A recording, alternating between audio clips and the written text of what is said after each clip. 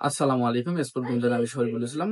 বাংলাদেশের ফুটবলের পতন হতে শুরু হয়েছে এবং বাংলাদেশ ফুটবল আগের তুলনায় এখন নষ্টের দিকে যাচ্ছে এবং বাংলাদেশ ফুটবল ধ্বংস হয়ে যাবে।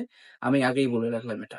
কেননা বর্তমান প্রেক্ষাপট অনুযায়ী বাংলাদেশের মধ্যে টানটান উত্তেজনার মুহূর্ত এবং বাফুফের সামনে ঘেরাও পর্যন্ত ইতিমধ্যে হয়ে গিয়েছে এবং আন্দোলন চলতেছে এবং পরবর্তী আন্দোলনের ডেট পর্যন্ত দেয়া হয়েছে যে বাফুফে ঘেরাও হবে এবং সবথেকে বড় যেটা ইস্যু পরবর্তী আন্দোলনের যেটা ডাক দেওয়া হয়েছে 25শে মার্চের পরে ইন্ডিয়া বনাম বাংলাদেশের যে ম্যাচটি আছে সেই ম্যাচের পরে একটি আন্দোলন হবে। সেটা হবে যে পেরেরার পদত্যাগ এবং পেরেরার যে সংগঠনের যে সাথে যে সহকারী কোচ আছে তাদের পদত্যাগ।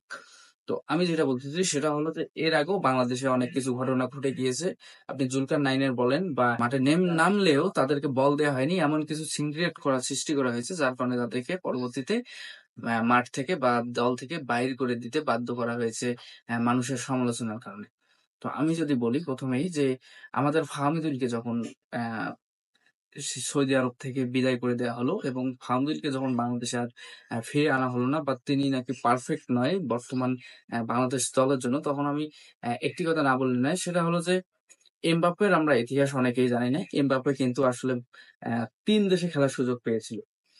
ক্যামেরুনে, প্যারিসে তিনি খেলা খেলে বড় হয়েছেন। ছোটবেলা থেকে তার স্বপ্ন ছিল তিনি ফুটবলার হবেন এবং তার বাবার যে দেশ সেখানেও তিনি একটি খেলার সুযোগ পেতে পারতেন। তো ক্যামেরুনে যখন এমবাপ্পেকে জয়েন করতে নিয়ে যাওয়া হয়, তার বাবা যখন তাকে নিয়ে যায় তখন ক্যামেরুন তাকে আহ, দলে নেওয়ার জন্য তার বাবার কাছে বড় অঙ্কের একটা ঘুষ চেয়েছিল, যার কারণে তার বাবা ব্যর্থ হয়ে ফিরে আসে। এরপর কিছুদিন পর যখন এমবাপ্পে ফ্রান্সের প্রথম লিগে খেলেন তখন আসলে তিনি এরপর আর আটকে থাকেনি। তার বর্তমান অবস্থান আপনারা সবাই জানেন এবং ক্যামেরুনের অবস্থা, যদিও ক্যামেরুনও বর্তমানেও ভালো ভালো তারকা আছে কিন্তু ক্যামেরুনের অবস্থা আসলে সেরকম নেই, এমবাপ্পের ধারের কাছেও নেই। ক্যামেরুন এমবাপ্পে কেউ না নিলেও আসলে এমবাপ্পে থেমে থাকেনি। আসলে লসটা হয়েছে যে ক্যামেরুন সেটা এখন ধারে ভালোভাবেই বুঝতে পারতেছে। তো এরকম আমার কথা হলো যে আমরা ফাহমিদুলকে না নিলে আসলে ফাহমিদুলের লস হয়নি। ফাহমিদুল বর্তমান 4 ডিভিশনে খেললো, তাকে যখন বাংলাদেশ নেয়নি, যখন ফাহমিদুল 2 ডিভিশনে আসবে তখন আসলে ফাহমিদুল হয়তো বাংলাদেশের হয়ে আর খেলবে না। এরকম একটা পরিস্থিতি আসলেও আসতে পারে, তখন আসলে ফাহমিদুল লস হবে না, লস হবে আমাদের বাংলাদেশের। আমরা ইতিমধ্যে লস করে ফেলেছি। আসলে বাংলাদেশের মধ্যে এমন একটি সময় যে হামজা যখন বাংলাদেশের হয়ে খেলবে তখন পরিস্থিতি আপনারা যদি বোঝেন, হামজার পার্স বোঝার মতো বর্তমান হয়তো বাংলাদেশের মধ্যে প্লেয়ার নেই। হামজা কোন ক্যাটাগরিতে খেলবে তার ক্যাটাগরি বোঝার মতো হয়তো বাংলাদেশের মধ্যে বর্তমান প্লেয়ার নেই।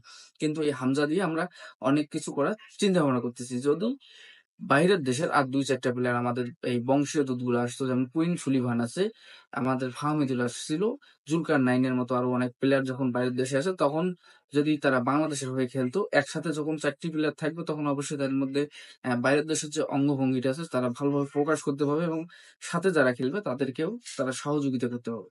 তো সবকিছু মিলায়ে এই যে রাজনীতি, আপনি দুর্নীতি, যাই বলেন না কেন সবকিছু গুলাই ফেলতেছে ডরিভাল জুনিয়রের মতো। ব্রাজিলেরও বর্তমানে একই অবস্থা। ব্রাজিলেও সবাই বর্তমান রাজনৈতিক শিকার।